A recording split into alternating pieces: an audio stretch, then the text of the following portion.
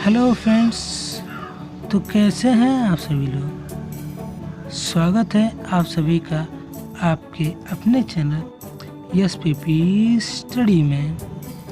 तो फ्रेंड्स, आज हम बात करने जा रहे हैं कोलिजन के बारे में। कोलिजन के बारे में हम जानेंगे कि कोलिजन होता क्या है, किसी बॉडीज के बीच में कोलिजन प्रोड्यूस कैसे होता है, बॉडीज कोलाइड्स कैसे करती हैं, कोलिजन का उनमें एनर्जी का चेंज कैसे होता है, वेलोसिटी कैसे चेंज होती है। इन सब टॉपिक्स इन सब कंडीशन के बारे में आज हम इस वीडियो में देखेंगे। तो चलिए शुरू करते हैं आज का हमारा टॉपिक कोलिजन, जो कि हमारा chapter 9 centre of mass, linear momentum and collision का लास्ट टॉपिक है और ये इस चैप्टर का थर्ड पार्ट है। फर्स्ट और सेकंड पार्ट की मैंने वीडियो ऑलरेडी बना चुका हूँ, जिसमें कि मैंने centre of mass, linear momentum, rocket propulsion जैसे सारे टॉपिक्स के बारे में एक्सप्लेन किया है और अच्छे से समझाया है। तो उन सब की लिंक्स मैं डिस्क्रिप्शन में दे दूँगा, तो वहाँ से आप जाके इसको देख सकते हैं। तो चलिए शुरू करते हैं आज का हमारा टॉपिक कोलिजन। तो फ्रेंड्स, सबसे पहले हम जानेंगे कोलिजन होता क्या है। कोई बॉडी कोलाइड कब करती है। तो फ्रेंड्स, आज हम समझेंगे कोलिजन होता क्या है। कोलिजन अगर सबसे पहला क्वेश्चन उठता है कोलिजन क्या है। अगर हम कोलिजन की डेफिनेशन के बारे में समझना चाहें तो कोलिजन है जब कोई दो बॉडीज, जो कि दो कंटिन्यूस बॉडीज किसी वेलोसिटी के साथ एक दूसरे से टकराती हैं, कोलाइड करती हैं, तो उनकी वेलोसिटी चेंज होती है, उनके बीच एनर्जी का एक्सचेंज होता है और इसी प्रोसेस को कोलिजन कहते हैं। अब अगर हम कोलिजन को समझना चाहें, सपोज करिए कि दो बॉडीज़ हैं, वो किसी वेलोसिटी के साथ एक दूसरे के कांटेक्ट में आ रही हैं। कांटेक्ट में आने के बाद या तो वो किसी की वेलोसिटी इंक्रीज होगी और डिक्रीज होगी, किसी दूसरी वेलोसिटी, और वो चीज़ अलग अलग हो जाएंगी, या फिर वो रिमेन एक साथ एक दूसरे के साथ मोशन करेंगे। ये डिपेंड करता है बॉडीज़ के नेचर पे, मटेरियल पे, ठीक है। और जब ये दोनों बॉडी एक दूसरे से कोलाइड होंगी तो उनके बीच एनर्जी का एक्सचेंज होगा और इसी प्रोसेस को हम कहते हैं कोलिजन। अगर मैं किसी सिचुएशन क्रिएट करना चाहें जहाँ पे मैं आपको दिखाऊंगा कि कोलिजन होता क्या है, तो ये हमने एक सिचुएशन कंसिडर कर लिया है। इस सिचुएशन के बेसिस में मैं आपको कुछ दो बॉडीज़ के कोलिजन के बारे में समझाऊंगा कि जब दो बॉडी कोलाइड होती हैं तो उनके बीच में एनर्जी का एक्सचेंज कैसे होता है, उनकी वेलोसिटी कैसे चेंज होती है और सारे कंडीशंस। तो सबसे पहले हमने क्या किया है कि हमने दो ब्लॉक्स लिए हैं, A और B का मास M1 है और इसका मास M2 है। ये दोनों एक स्मूथ फ्रिक्शनलेस सरफेस पे हैं। ये सरफेस है स्मूथ फ्रिक्शनलेस है, ठीक है। M1 की वेलोसिटी जो है वो है V1 और M2 की वेलोसिटी है V2। तो M1 V1 वेलोसिटी से V2 की तरफ मूव कर रहा है। इन दोनों की वेलोसिटी डायरेक्शन सेम है और M2 के साथ एक स्प्रिंग भी अटैच है, जो कि M2 की वेलोसिटी से ही मोशन कर रहा है, ठीक है। अब हमारे पास M1 है, M2 है। M1 की वेलोसिटी V1 है, M2 की वेलोसिटी V2 है। लेकिन यहाँ पर चेंज है कि जो M1 है, V1 है, V1 is greater than V2। V1 जो है वो V2 से ज़्यादा है। तो जब V1 V2 ज़्यादा है तो जो M1 है वो किसी न किसी एक टाइम पे इस स्प्रिंग को टच करेगी, तो होगा क्या कि जब V1 V2 से बड़ा है तो एक टाइम के बाद जो M1 है वो स्प्रिंग को रियर एंड को टच करेगी। तो सपोज करते हैं कि एट इंस्टेंट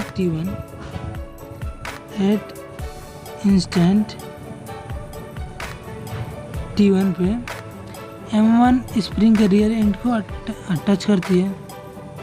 रियर एंड को टच करने के बाद अब जो M1 की स्पीड V1 है तो इस स्प्रिंग को कंप्रेस करेगी, स्प्रिंग को कंप्रेस करेगी तो स्प्रिंग भी इस ब्लॉक पे फोर्स लगाएगा according to Newton's third law of motion. Newton third law of motion के अकॉर्डिंग जो स्प्रिंग है वो ब्लॉक पे फोर्स लगाएगा जब ब्लॉक स्प्रिंग को कंप्रेस करेगी। ठीक है, तो ये स्प्रिंग की फोर्स लगाने के कारण तो अब ये स्प्रिंग जो है इस ब्लॉक के कारण कंप्रेस हो रहा है। तो अब जो ये ब्लॉक है स्प्रिंग में फोर्स तब तक लगाएगा जब तक जो V1 है वो V2 के इक्वल हो जाती है। जैसे ही V1 V2 के इक्वल हो जाएगा, मतलब वो दोनों ब्लॉक्स की वेलोसिटी इक्वल हो जाएगी, स्प्रिंग कंप्रेस होना बंद कर देगा, स्प्रिंग की लेंथ डिक्रीज होना बंद कर देगी और दोनों ब्लॉक्स कुछ समय के लिए एक कांस्टेंट वेलोसिटी के साथ मोशन करेंगे। अब सपोज करिए कि at instant t1 plus delta t1 पे m1 m2 की वेलोसिटी इक्वल है, velocity of m1 and m2 are equal at instant t1 plus delta t1 पे। तो जब इन दोनों की वेलोसिटी इक्वल हो गई, दोनों की वेलोसिटी इक्वल हो गई, स्प्रिंग कंप्रेस हो गया। तो अगर स्प्रिंग एक्स जो स्प्रिंग का चेंज लेंथ है, लेंथ ऑफ कंप्रेस्ड स्प्रिंग जो है वो अगर एक्स है, मतलब कि एक्स लेंथ इस मास के कारण स्प्रिंग में कंप्रेस हुआ है, तो जो स्प्रिंग है वो मासलेस है, स्प्रिंग जो है मासलेस है। ठीक है, तो वो एक फोर्स लगेगी, spring force, spring force equal to kx। अब स्प्रिंग्स जो है वो दोनों ब्लॉक्स पे फोर्स kx लगाएगी, जो k है वो स्प्रिंग कांस्टेंट है और x कंप्रेस्ड लेंथ है। ठीक है, तो अब हमने क्या देखा कि m1 की वेलोसिटी v1, m2 की वेलोसिटी v2, ये दोनों धीरे धीरे पास है और इस स्प्रिंग को कोलाइड करने लगा। धीरे धीरे स्प्रिंग को कंप्रेस करते वो एक ऐसे स्टेज पे पहुंचा है जहाँ पे कि m1 m2 दोनों की वेलोसिटी इक्वल होगी। अब उसके बाद ये स्प्रिंग कंप्रेस होगी नहीं, तब स्प्रिंग ने इन ये दोनों ब्लॉक पे फोर्स लगाना स्टार्ट किया। अब स्प्रिंग जो है वो kx फोर्स दोनों ब्लॉक्स पे लगा रही है, स्प्रिंग kx फोर्स दोनों ब्लॉक्स पे लगाएगी और ये फोर्स लगा के वो अपना नेचुरल लेंथ रिगेन करना चाहेगी। ठीक है, अब स्प्रिंग अपना नेचुरल लेंथ रिगेन करने के लिए इन दोनों ब्लॉक्स पे एक फोर्स लगा रही है kx, जिसके कारण अगर आप देखें जो kx है वो m2 के डायरेक्शन में है और m1 के अपोजिट डायरेक्शन में है। अब जो स्प्रिंग फोर्स है kx, स्प्रिंग केयर्स है is in direction of A and opposite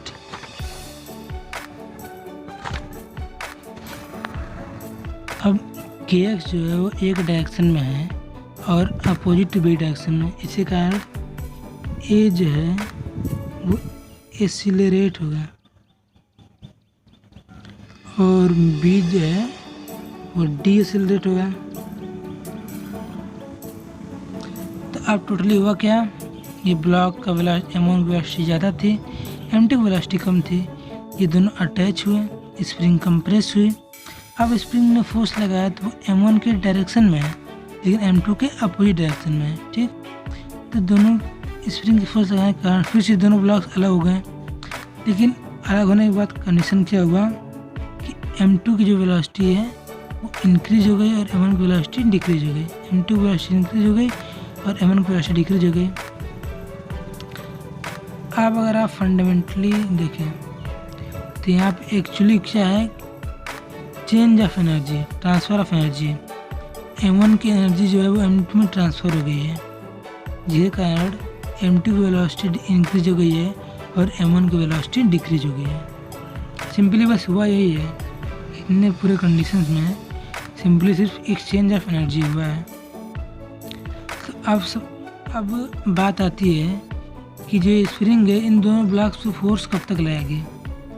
spring जो है इन दोनों ब्लॉक्स पे फोर्स तभी तक लगाएगी जब तक कि अपना नेचुरल लेंथ रिगेन नहीं कर लेती है। जैसे ही अपना नेचुरल लेंथ एक्वायर कर लेगी वो इन दोनों ब्लॉक से फोर्स लगाना बंद कर देगी। अब सपोज करिए कि at instant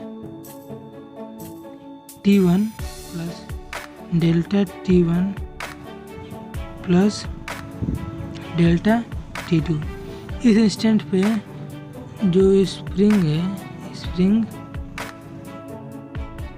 gate natural length, spring जो है अपना नेचुरल लेंथ पा जाती है at instant t1 plus delta t1 plus delta t2। तो अब हम क्या हमारे पास अब नया वेलोसिटी मिल गई, new velocity of A is v2 dash and new velocity of B is v1 dash, जहाँ पे कि जो v1 डैश है वो लेस देन है v2 डैश से। तो ये तो सिंपल सी कंडीशन। तो ये हमने समझ लिया सिचुएशन जहाँ पे दो बॉडी के बीच कोलिजन हुआ है और उन दोनों के बीच एनर्जी का एक्सचेंज हुआ है। अब अगर हम मोमेंटम की बात करें ड्यूरिंग होल प्रोसेस, तो हम इस होल प्रोसेस के अकॉर्डिंग मोमेंटम देख लेते हैं। ठीक है, तो momentum during whole process,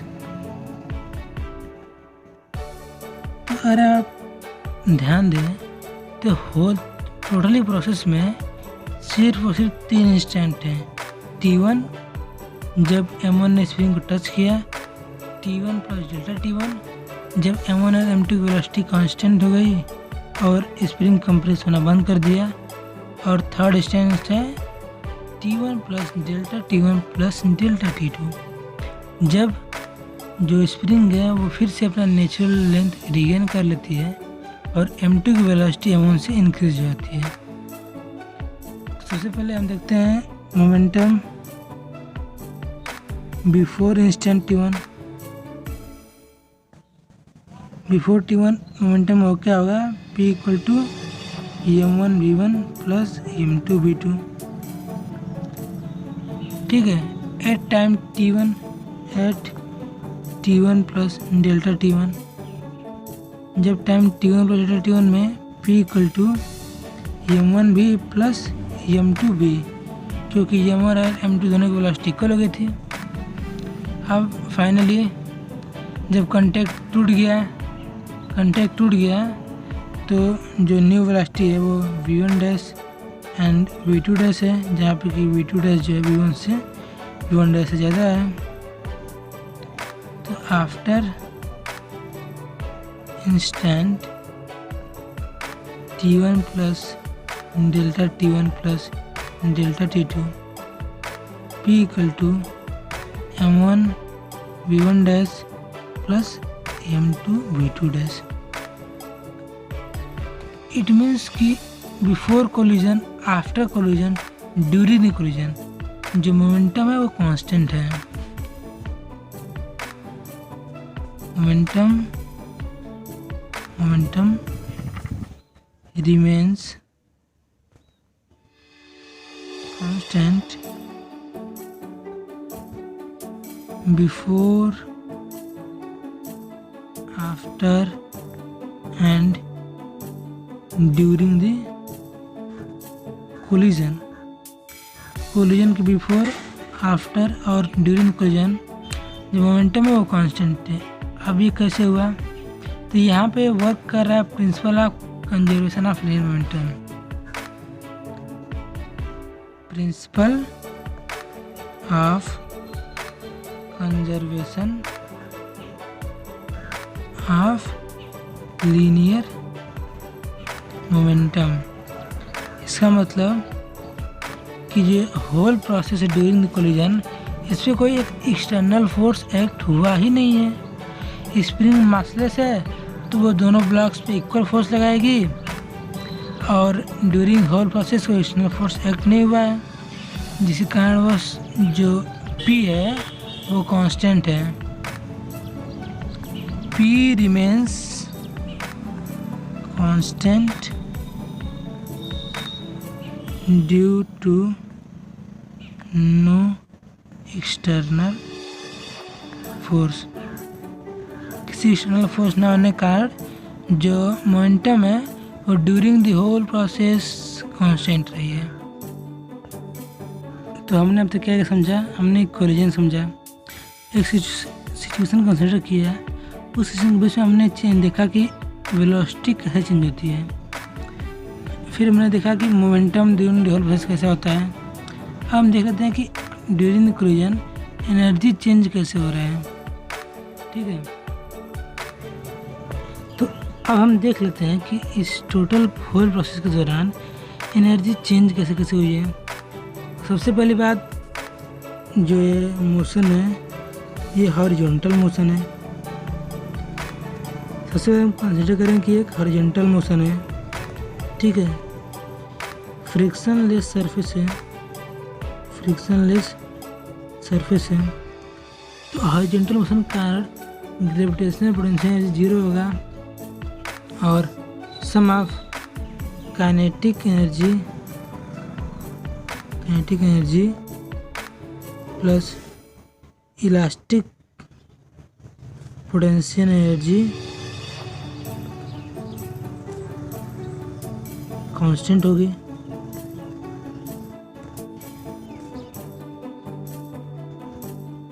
kinetic energy और इलास्टिक पोटेंशियल एनर्जी कांस्टेंट होगी, दोनों का सम।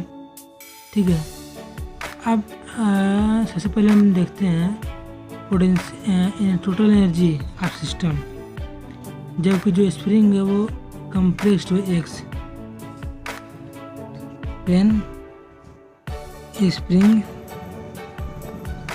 Is compressed by x।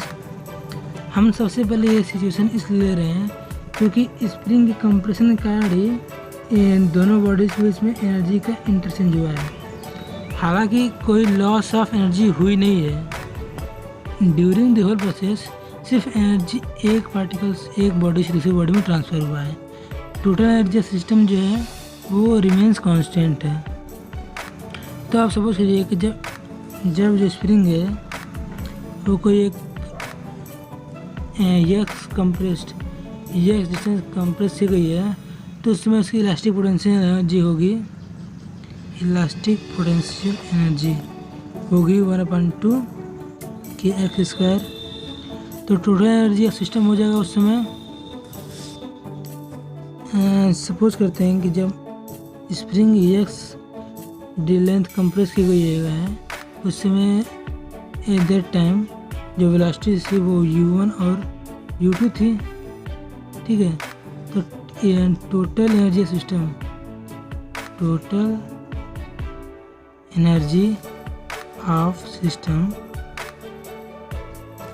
E equal to हो जाएगा kinetic energy plus sum of kinetic energy and elastic potential energy.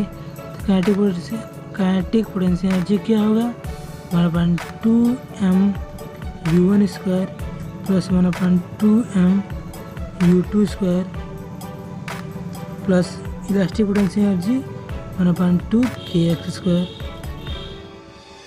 अब जो हमारे पास 3 इंस्टेंट थे, अब हम उन इंस्टेंट्स पे देख लेते हैं। At t equal to t1, at t equal to t1 पे जो स्प्रिंग है वो अपने नेचुरल लेंथ में है, नेचुरल लेंथ, तो इलास्टिक पोटेंशियल एनर्जी 0 होगा।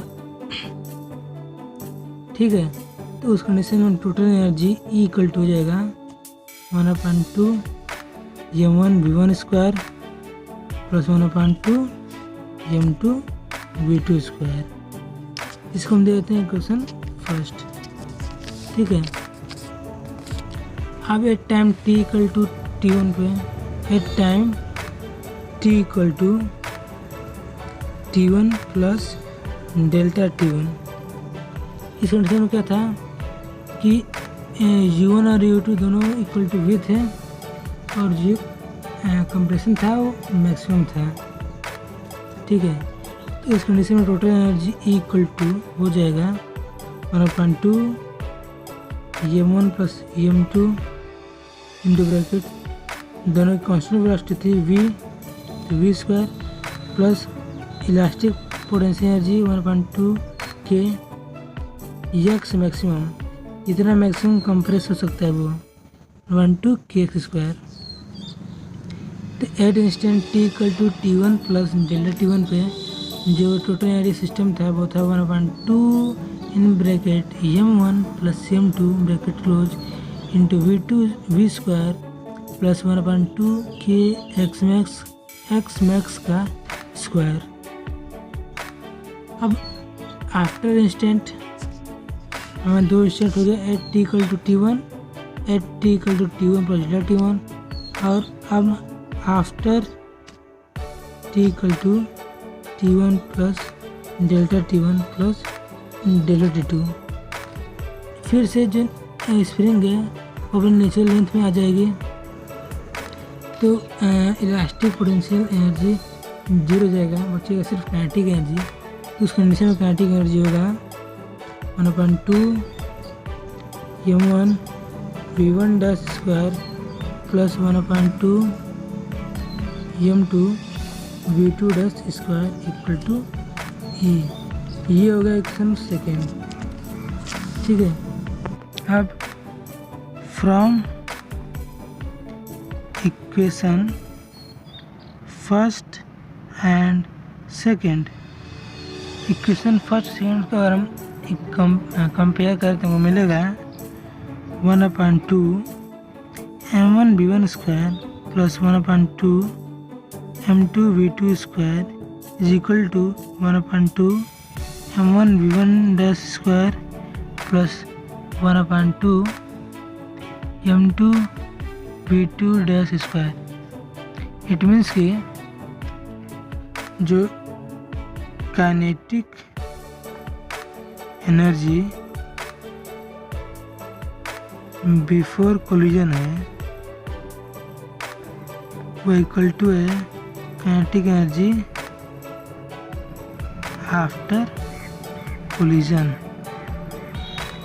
इट मीन्स कि जो एनर्जी का सिर्फ ट्रांसफ़र हुआ है, एनर्जी का ट्रांसफ़र हो रहा है, ठीक है, लेकिन एक्चुअली में एनर्जी जो है वो कांस्टेंट है। Kinetic energy during the whole process constant नहीं थी, लेकिन उसका इनिशियल और फाइनल मतलब before collision after collision kinetic energy equal है। तो ये तो होगी एनर्जी की बात। अब हमने जो ये momentum, changing velocity, transfer of energy ये सब को देखा है, इसके जो हमने सिचुएशन कंसीडर की है उसमें हमने ब्लॉक्स लिए हैं और स्प्रिंग लिए हैं। हालांकि ये सेम सिचुएशन, सिमिलर सिचुएशन तब भी होगी जबकि अगर दो बॉल्स एक दूसरे से कोलाइड करेंगे।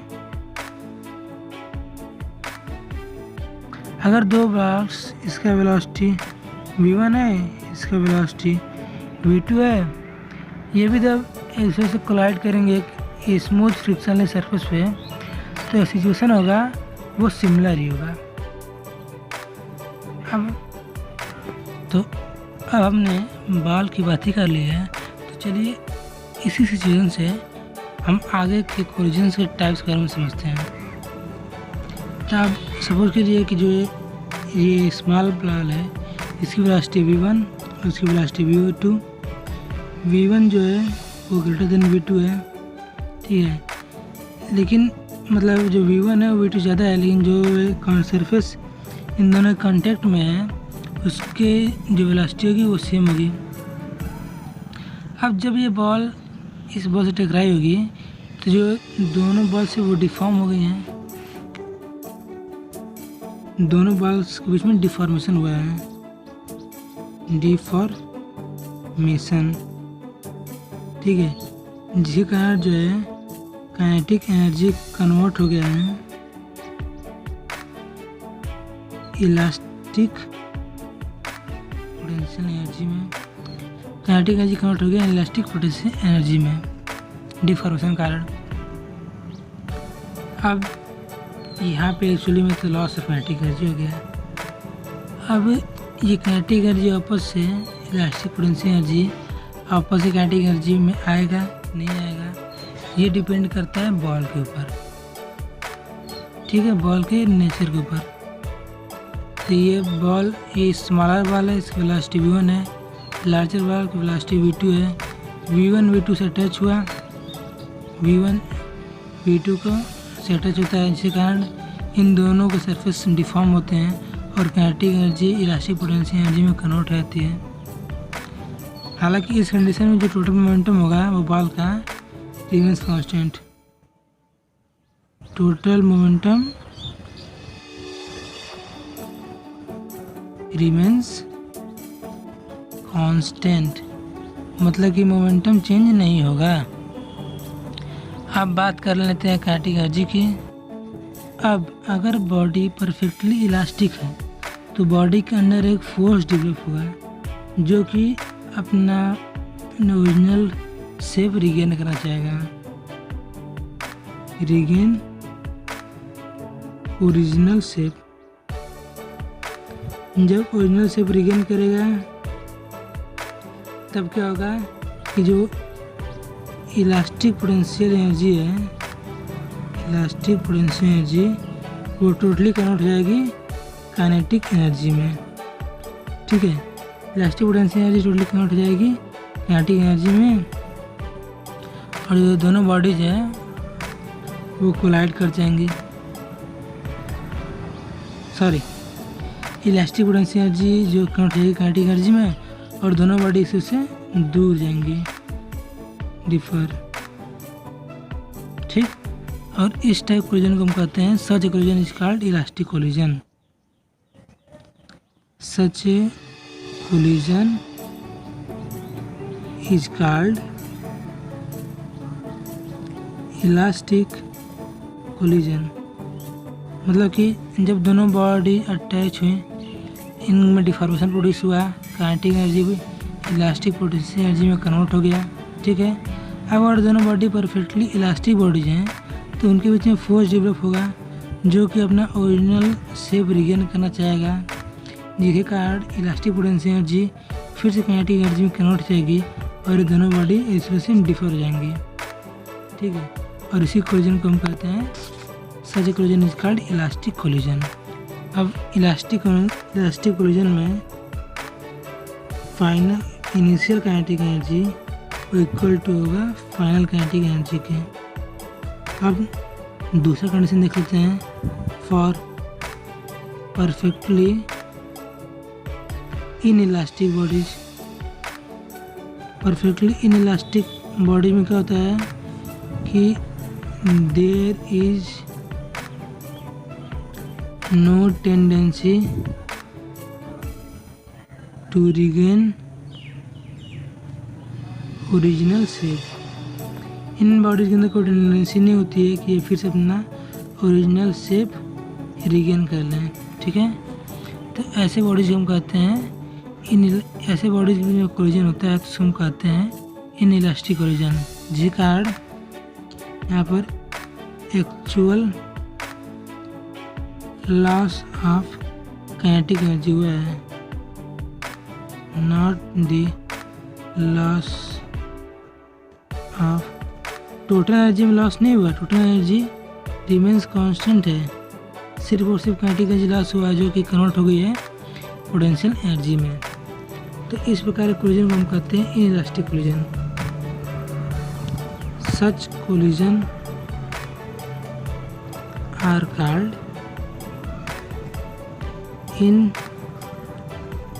Elastic collision. तो हमने देख लिया perfectly elastic collision, perfectly inelastic collision. अब हम देखेंगे पार्शियली इलास्टिक कोलिजन के बारे में। हमारा थर्ड पॉइंट है पार्शियली इलास्टिक कोलिजन। अब इसमें क्या होता है, अब पार्शियली इलास्टिक बॉडीज के लिए क्या होता है, they try to regain original shape. ये अपना ओरिजिनल शेप रिगेन करने का ट्राई करते हैं, लेकिन मैक्सिमम डिफॉर्मेशन के कारण ये अपना शेप्स को कवर नहीं कर पाते हैं। Due to maximum deformation they do not get their original shape. Maximum deformation कार्ड अपना ओरिजिनल शेप रिगेन नहीं करते हैं, but they no longer remain in contact. लेकिन कांटेक्ट में इसके नहीं रहते हैं बहुत देर तक, ठीक है। और इस टाइप कोलिजन को हम कहते हैं perfectly partially elastic collision. Such collision are called partially elastic collision, ठीक है। एक्चुअली में पार्शियली इलास्टिक कोलिजन में सिर्फ यही होता है कि लो लॉस ऑफ काइनेटिक एनर्जी,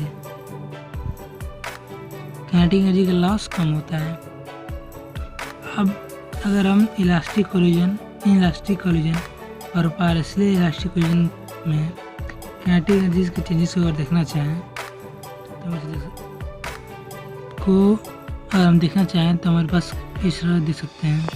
सबसे पहले इलास्टिक कोलिजन को देख सकते हैं। इलास्टिक कोलिजन में क्या होगा, m1v1 plus m2v2 is equal to होगा m1v1 dash plus m2v2 dash, ठीक है। मोमेंटम इक्वल है तो काइनेटिक एनर्जी हो जाएगी 1/2 m1v1 square plus 1/2 m2v2 square equal to 1/2 m1v1 dash square plus 1/2 m2v2 dash square. It means कि initial kinetic energy is equal to है final kinetic energy. ये elastic collision के conditions हैं। अब for inelastic collision, inelastic collision के लिए condition क्या है, इस कंडीशन में v1 dash is equal to है v2 dash equal to v के है, ठीक है। तो momentum m1v1 plus m2v2 equal to होगा m1 plus m2 into v। Kinetic energy इस कंडीशन में जो इनिशियल काइनेटिक एनर्जी है वो ग्रेटर देन होगी फाइनल काइनेटिक एनर्जी के।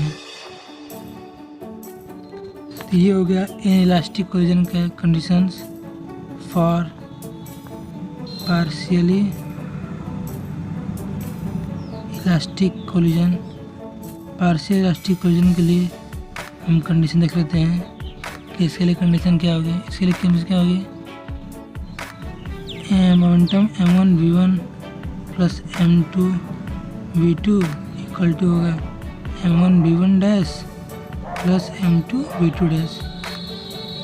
क्योंकि वो जो बॉडी है दूसरे से अलग हो गई है, इट मीन्स उसका वेलोसिटी चेंज हो गया। हालांकि वो अपने जो ओरिजिनल शेप को फिर से पा नहीं पाया, रिगेन नहीं कर पाया है। तो इस कंडीशन में भी कि आई जो कि इनिशियल काइनेटिक एनर्जी होगा वो ग्रेटर देन होगा फाइनल काइनेटिक एनर्जी के। लेकिन यहाँ पे जो डेल्टा के होगा इट मीन्स कि आई माइनस के एफ इज वेरी लो। तो अब हमारा अगला टॉपिक है elastic collision in one dimension. तो इसके लिए हम सबसे पहले क्या करेंगे कि दो इलास्टिक बॉडी कंसिडर कर लेंगे। सपोज करिए कि एक इलास्टिक बॉडी ए है और ये इलास्टिक बॉडी बी है। इसका मास है m1 और इसका मास है m2। ये v1 वेलोसिटी से मूव कर रही है और ये v2 वेलोसिटी से मूव कर रही है। दोनों एक फ्रिक्शनलेस स्मूथ सरफेस पे हैं। अब v1 और v2 का डायरेक्शन सेम है। v1 जो है वो v2 से ग्रेटर देन है, v1 v2 से ग्रेटर है। तो कुछ टाइम के बाद ये दोनों बॉडी जो बॉडी ये है बॉडी बी से कोलाइड करेगी, ठीक। और कोलाइड करने के बाद इनके बीच में एनर्जी का एक्सचेंज होगा और इनकी वेलोसिटी चेंज हो जाएगी। तो फाइनली फिर इनकी जो वेलोसिटी है वो भी चेंज हो जाएगी।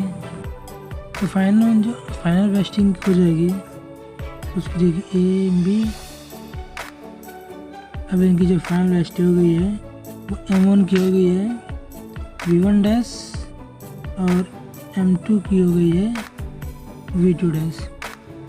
इट मीन्स कि जब इन दोनों के बीच कोलिजन हुआ है तो इनकी वेलोसिटी चेंज हो गई है। तो अब v1 और v1 डैश और v2 डैश फाइनल वेलोसिटी है। तो अगर हम लीनियर मोमेंटम की बात करें, जो टोटल लीनियर मोमेंटम है, total linear momentum is conserved. Total linear momentum जो है वो कंजर्व्ड है। इट मीन्स कि m1 v1 plus m2 v2 is equal to m1 v1 dash plus m2 v2 dash. इसको हम इक्वेशन फर्स्ट मान लेते हैं। तो अगर हम m1 v1 को इधर लाएं और m2 v2 को इधर ले जाएं तो हमको मिल जाएगा m1 v1 minus m1 v1 dash equal to m2 v2 dash minus m2 v2। अब यहाँ से m1 कॉमन ले लेते हैं और यहाँ से m2 कॉमन ले लेते हैं। तो m1 इन ब्रैकेट हो जाएगा v1 minus v1 dash equal to m2 in bracket v2 dash minus v1। ये हमारा इक्वेशन सेकेंड हो जाता है। अब अगर काइनेटिक एनर्जी की बात करें तो काइनेटिक एनर्जी बिफोर कोलिजन होगा इक्वल टू होगा kinetic energy after collision. Kinetic energy before collision equal to kinetic energy after collision, ठीक है। इट मीन्स हम इसे लिख सकते हैं 1/2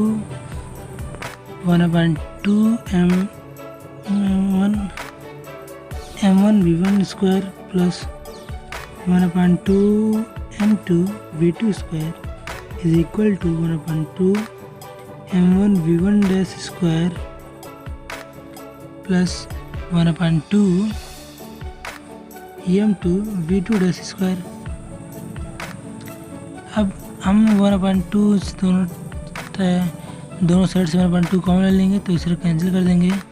तो फाइनली हमको मिल जाएगा m1 v1 square plus minus हम m1 v1 डैश को इधर ले आते हैं m1 v1 dash square is equal to m2 v2 dash square minus m2 v2 square. अब यहाँ से m1 और यहाँ से m2 अगर हम कॉमन ले लें तो m1 इन ब्रैकेट हो जाएगा v1 square minus v1 dash square equal to m2 in bracket v2 dash square minus v2 square, और ये हो गया हमारा इक्वेशन थर्ड। तो ये हमारे 3 इक्वेशन हो गए, ये फर्स्ट, ये सेकेंड, ये थर्ड। अब क्या करेंगे हम, अब इक्वेशन थर्ड को इक्वेशन सेकेंड से डिवाइड कर देंगे। इट मीन्स कि dividing equation third by second. अब जब हम इक्वेशन थर्ड को सेकेंड से डिवाइड करेंगे तो फाइनली हमको मिल जाएगा v1 plus v1 dash is equal to v2 dash plus v2। तो इसे हम लिख सकते हैं v1 minus v2 equal to v2 dash minus v1 dash. ये हो गया हमारी इक्वेशन फोर्थ। तो अगर हम इस इक्वेशन को ध्यान से देखें तो क्या है, v1 माइनस v2 क्या है, velocity of approach, rate at which separation, velocity of approach. v1 minus v2 हो गया वेलोसिटी ऑफ अप्रोच, मतलब किस वेलोसिटी से ये दोनों बड़ी दूर के करीब अप्रोच हो रही है, और v2 dash minus v1 dash हो गया वेलोसिटी ऑफ सेपरेशन, कि वो किस वेलोसिटी से एक दूसरे से सेपरेट हो रही है। तो फाइनली हमको इस इक्वेशन से मिल जाता है कि velocity of separation equal to होगा वेलोसिटी ऑफ अप्रोच, मतलब जिस वेलोसिटी से वो अप्रोच करेगी सेम उसी वेलोसिटी से वो एक दूसरे से सेपरेट होंगे। अब हमको अगर फाइनल वेलोसिटी फाइंड करनी है v1 डैश और v2 डैश, तो फिर क्या करेंगे, इससे सबसे पहले हम इक्वेशन फोर्थ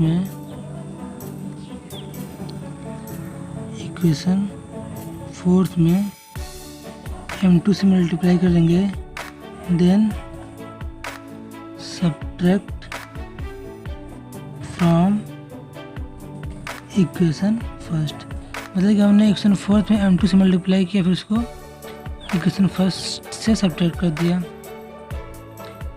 तो अगर हम इक्वेशन फोर्थ में m2 को मल्टीप्लाई करने के बाद उसको m1 इक्वेशन फर्स्ट से सब्ट्रैक्ट करें तो हमको मिलेगा m1 v1 plus m2 v2 minus in bracket m2 v1 minus m2 v2 is equal to m1 v1 dash plus m2 v2 dash minus in bracket m2 v2 dash minus m2 v1 dash.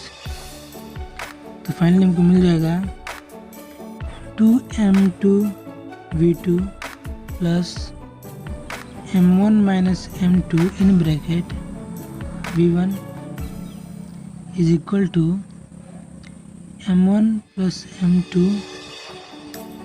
In bracket v1 dash. तो finally हमको v1 final velocity v1 dash equal to मिल जाएगा v1 dash equal to m1 minus m2 whole upon m1 plus m2 in bracket into ये है v1 plus 2m2 upon m1 plus m2 2m2 upon m1 plus m2 into v2। तो ये हमारा final velocity v1 हमको मिल गया। अब final velocity v2 dash find करने के लिए हम क्या करेंगे, इसके लिए हम इक्वेशन 4 में इस बार हम m1 से मल्टीप्लाई करेंगे, देन सब्ट्रैक्ट कर देंगे इक्वेशन फर्स्ट से, सब्ट्रैक्ट फ्रॉम इक्वेशन फर्स्ट मिल जाएगा m1 v1 plus m2 v2 minus in bracket m1 v1 minus m1 v2 bracket close is equal to m1 v1 dash plus m2 v2 dash minus in bracket m1 v2 dash minus m1 v1 dash. तो इसको solve करने से हमको मिल जाएगा 2m1v1 minus in bracket m1 minus m2 bracket close into v2 is equal to हो जाएगा m2 plus m1 in bracket v2 dash. तो फाइनली हमको final velocity v2 dash equal to मिल गया 2m1v1 अपॉन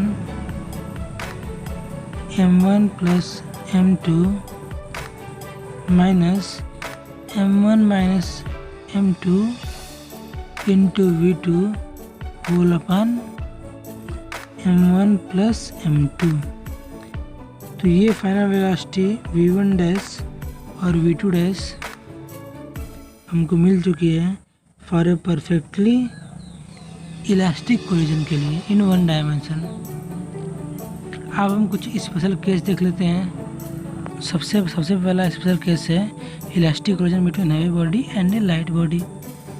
अब लेट m1 जो है वो m2 से बहुत बड़ा है, तो उस कंडीशन में m1 minus m2 upon m1 plus m2 approximately equal हो जाएगा 1 के।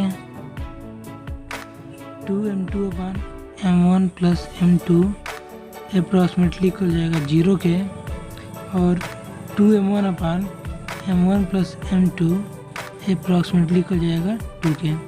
तब इन सारे वैल्यूज़ को हमने जो फाइनल वेलोसिटी का इक्वेशन फाइंड किया था उसमें पुट करेंगे तो हमको मिल जाएगा v1 dash equal to approximately equal to v1 and v2 dash approximately equal to 2v1 minus v2। It means कि जब एक हैवी बॉडी एक लाइट बॉडी को बिहाइंड से मतलब कि टच करेगी या फिर उसको पुश करेगी, तो उस कंडीशन में जो final velocity v1 dash is equal to होगा v1 के, और v2 dash is equal to होगा 2v1 माइनस v2। आप सपोज करिए कि अगर ये हैवी बॉडी की जगह लाइट बॉडी हो तो उस कंडीशन में m2 dash is greater than हो जाएगा m1 के, ठीक है। तब जब m2 is much greater than m1 हो जाएगा तो m1 minus m2 upon m1 plus m2 approximately equal हो जाएगा -1 के। 2m2 upon m1 plus m2 approximately equal हो जाएगा 2 के, और 2m1 upon m1 plus m2 approximately equal हो जाएगा 0 के। तो फिर से हम इन सब वैल्यूज़ को फाइनल वेलोसिटी के इक्वेशन में पुट करेंगे तो हमको मिल जाएगा v1 dash equal to minus v1 plus 2v2 और v2 dash equal to v2। It means कि जब एक लाइट बॉडी एक हैवी बॉडी को बैकवर्डली पुश करना चाहिए, उस पर फोर्स एक्सर्ट करेगी, तो जो वेलोसिटी है हैवी बॉडी का वो कांस्टेंट रहेगा, जबकि जो लाइट बॉडी है वो रिटर्न अपने पाथ पे वापस चली जाएगी। तो ये हमारा हमने देख लिया स्पेशल केस जिसमें कि हमने एक हैवी बॉडी एक लाइट बॉडी की बात की। अब हम देख लेते हैं अगर दोनों बॉडीज़ का मास इक्वल है, तो अगर इलास्टिक कोलिजन अगर दो बॉडीज हैं उनका मास इक्वल है, इट मीन्स कि m1 इक्वल टू m2 के, तो उस कंडीशन में जो v1 डैश होगा वो इक्वल टू होगा v2 के, और जो v2 डैश होगा इक्वल टू होगा v1 के। इट मीन्स कि दोनों बॉडीज का जो मास है वो कोलाइड के बाद म्यूचुअली इंटरचेंज जा रहा है, सॉरी उनकी जो वेलोसिटी है वो म्यूचुअली इंटरचेंज जा रही है, ठीक है। तो ये स्पेशल केस हो गए इलास्टिक कोलिजन के लिए। अब हम देख लेते हैं perfectly inelastic collision in one dimension. तो अब हम बात कर लेते हैं perfectly inelastic collision in one dimension के लिए। तो अगर हम इस परफेक्टली इन इलास्टिक कोलिजन के अगर मोमेंटम की बात करें तो इसमें भी लीनियर मोमेंटम कंजर्व रहेगा। इट मीन्स कि m1v1 plus m2v2 equal to होगा m1v प्लस m2v, क्योंकि इनकी फाइनल वेलोसिटी सेम होती है। तो सिंपली हमको final velocity v equal to मिल जाएगा m1v1 प्लस m2v2 अपान m1 प्लस m2।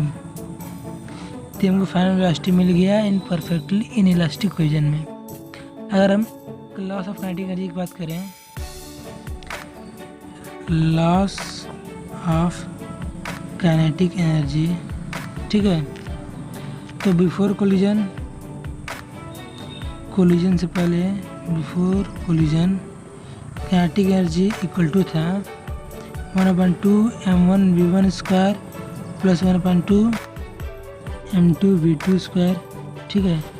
और आफ्टर कोलिजन काइनेटिक एनर्जी था 1/2 m1 plus m2 bracket v square. तो लॉस इन काइनेटिक एनर्जी की बात करें हम, तो loss in kinetic energy equal to हो जाएगा 1/2 m1v1 square plus 1/2 m2v2 square minus 1/2 m1 plus m2 whole into v square. तो अगर हम 1/2 के सॉल्व 1/2 इसमें कॉमन लेते हैं फिर सॉल्व करते हैं तो फाइनली हमको मिल जाएगा m1 m2 in bracket v1 minus v2 का whole square whole upon 2 m1 plus m2। तो ये है कि हमारा loss in kinetic energy perfectly elastic collision में जो लॉस इन काइनेटिक एनर्जी है वो ये है, ठीक है। तो ये तो हमने बात कर ली परफेक्टली इलास्टिक कोलिजन और परफेक्टली इलास्टिक कोलिजन के बारे में। तो अब हमारा अगला टॉपिक है कोएफिशिएंट ऑफ डिस्ट्रीब्यूशन। अब कोएफिशिएंट ऑफ डिस्ट्रीब्यूशन क्या होता है? जैसे कि हमने देखा था कि परफेक्टली इलास्टिक बॉडी में velocity of separation equal to था वेलोसिटी ऑफ अप्रोच। मतलब जिस वेलोसिटी से दोनों पार्टिकल सेपरेट हो रहे हैं उसी वेलोसिटी से एक दूसरे के पास अप्रोच भी हो रहे हैं। साथ ही साथ हमने देखा था परफेक्टली इन इलास्टिक बॉडी में velocity of separation equal to 0, ठीक है। तो परफेक्टली इलास्टिक बॉडी के लिए velocity of separation equal to था वेलोसिटी ऑफ अप्रोच और परफेक्टली इन इलास्टिक बॉडी के लिए velocity of separation equal to था 0। लेकिन अगर बॉडी ना तो परफेक्टली इलास्टिक हो और ना ही परफेक्टली इन इलास्टिक हो, उस कंडीशन में क्या करेंगे? तो if body is neither perfectly elastic nor perfectly inelastic, तो उस कंडीशन में क्या हो जाएगा? Velocity of separation equal to होगा E into velocity of approach. अब जो हमने यहाँ पर कॉन्स्टेंट E लगाया है E, इसी को कहते हैं कोएफिशिएंट ऑफ डिस्ट्रीब्यूशन। इसकी जो वैल्यू होती है E जो है इसे कहते हैं कोएफिशिएंट ऑफ डिस्ट्रीब्यूशन और इसकी वैल्यू जो है 0 से बड़ी होती है और 1 से छोटी होती है। अगर E इक्वल टू 1 हो तो परफेक्टली इलास्टिक बॉडी, ठीक है। अगर E इक्वल टू 0 हो तो परफेक्टली इन इलास्टिक बॉडी।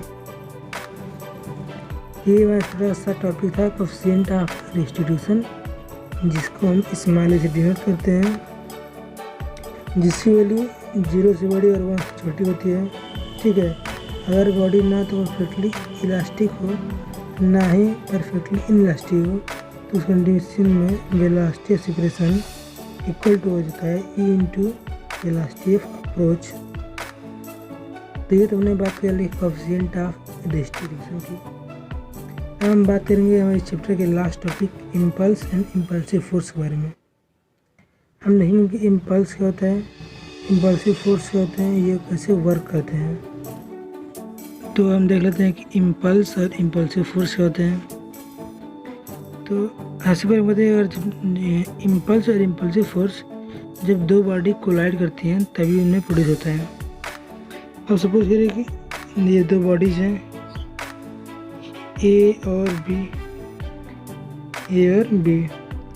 ये एक दूसरे से कोलाइड कर रही हैं। जब कोई ये कोलाइड करेंगी तो ये दोनों एक दूसरे पर फोर्स एग्जर्ट करेंगे, ठीक है। तो फोर्स एग्जर्ट करने के कारण इन दोनों का मोमेंटम चेंज होगा, ठीक।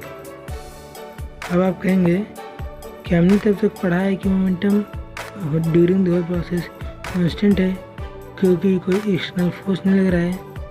तो मेरे भाई, हमने अब तक पढ़ा था कि जो मोमेंटम होगा होल सिस्टम का वो कांस्टेंट होगा। यहाँ पे जो चेंज इन मोमेंटम हो रहा है वो पर्टिकुलर एक बॉडी का मोमेंटम चेंज हो रहा है, ठीक है। इट मीन्स कि इस कंडीशन में भी total momentum of system constant है, सिर्फ और सिर्फ इन पर्टिकुलर बॉडीज का मोमेंटम चेंज हुआ है, ठीक है। तब किसी बॉडी का मोमेंटम चेंज हो रहा है और ये मोमेंटम तभी तक चेंज होगा जब ये बॉडी दूसरे के कांटेक्ट में आएगी। जो एक स्मॉल टाइम ड्यूरेशन है जिसमें कि ये बॉडी दूसरे के कांटेक्ट में आ रही हैं, उसी टाइम में जो मोमेंटम इन बॉडी का वो चेंज होगा। तो मोमेंटम चेंज हो रहा है इसका मतलब कि इस पर एक बहुत ही लार्ज फोर्स एक्सर्ट हो रहा है। और हमको पता है कि मोमेंटम P इक्वल टू होता है mb और फोर्स F इक्वल टू होता है ma। तो इसको हम लिख सकते हैं m equal to F by a। अगर हम m की वैल्यू P इक्वल टू में पुट कर देंगे, मिलेगा P equal to F by a into v। a equal to होता है v by t, P equal to F into v by t into t। तो v से v cancel हो जाएगा, तो फाइनली हमको मिल जाएगा P equal to F dot t. It means कि अगर मोमेंटम चेंज हो रहा है स्मॉल टाइम में, इस टाइम स्मॉल है तो फोर्स बहुत ही लार्ज होगा क्योंकि F जो है वो इनवर्सली प्रोपोर्शनल टू T के होगा, ठीक है। इट मीन्स कि एक शॉर्ट टाइम के लिए बहुत ही लार्ज फोर्स लग रहा है जिसके कारण मोमेंटम चेंज हो रहा है। Such a large force acting for a very short duration are called impulsive force. ऐसे फोर्स जो कि बहुत ही लार्ज फोर्स हैं और वेरी शॉर्ट टाइम के लिए एक्शन में आ रहे हैं, उन फोर्स को हम कहते हैं इम्पल्सिव फोर्स। अगर हम चेंज मोमेंटम जो इस इम्पल्सिव फोर्स का प्रोड्यूस है उसकी बात करें तो चेंज मोमेंटम लिख सकते हैं हम P final minus P initial equal to होगा integration of dp vector from pi to pf। तो इसको हम लिख सकते हैं integration of dp upon dt into dt, जिनसे t के सेट में डिफरेंट करेंगे फ्रॉम ti टू tf। तो dp अपॉन dt इक्वल हो जाएगा f। तो फाइनली हमको मिल गया integration of ti to tf into vector f dot dt। अब वेक्टर f dt इसी को कहते हैं हम इम्पल्स ऑफ फोर्स f, इसी को कहते हैं हम impulse. Integration of ti to tf vector f dot dt is known as impulse of force vector f during ti to tf। तो ये हमारा हो गया इम्पल्स। अगर हम इम्पल्सिव फोर्स का ग्राफ की बात करें तो ये इम्पल्सिव फोर्स का ग्राफ है। Small time interval ti to tf जो लार्ज फोर्स एफ और इसकी एरिया इक्वल टू होगी change in momentum P F minus P I. तो फ्रेंड्स, इस तरह हमारा ये chapter centre of mass, linear momentum and collision ख़त्म होता है। आशा करता हूँ कि जो भी मैंने पढ़ाया वो सब अच्छे समझ में आया होगा। अगर आपको कोई डाउट्स हैं तो आप कमेंट्स में ज़रूर पूछिएगा। तो फ्रेंड्स, मिलते हैं नेक्स्ट वीडियो में नेक्स्ट चैप्टर के साथ। तब तक के लिए बाय बाय।